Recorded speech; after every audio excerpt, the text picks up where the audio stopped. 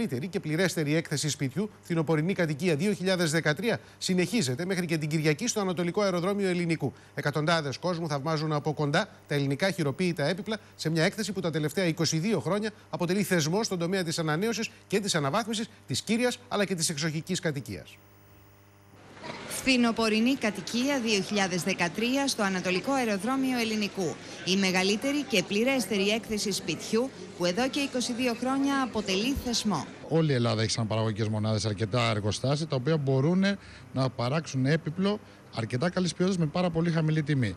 Έχουν προσαρμοστεί οι τιμές μας στα δεδομένα της αγοράς. Μέχρι στιγμής και δόξα τω Θεώ ανταποκρίνεται αυτός που ξεχωρίζει τη λεπτομέρεια και που βλέπει το καλό, το ξεχωρίζει και λέει το θέλω να το πάρω. Πρέπει να τρέχουμε περισσότερο με πιο μεγάλες ταχύτητες για να μπορέσουμε να ανταπεξέλθουμε στα έξοδα που δυστυχώς είναι πάρα πολλά πλέον για μας επιχειρηματίες.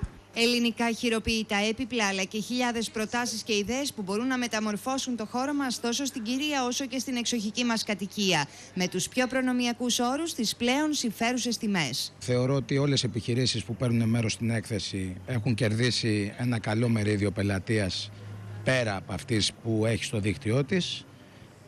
Μέχρι στιγμής η έκθεση είναι επιτυχημένη. Στις εκθέσεις πάντα γίνονται και καλύτερες τιμές και σίγουρα είναι ένας πολύ καλός τρόπος κάποιος να ψωνίσει από μία έκθεση, γιατί βρίσκει πάρα πολλά πράγματα σε πολύ καλές τιμές και μπορεί να συγκρίνει.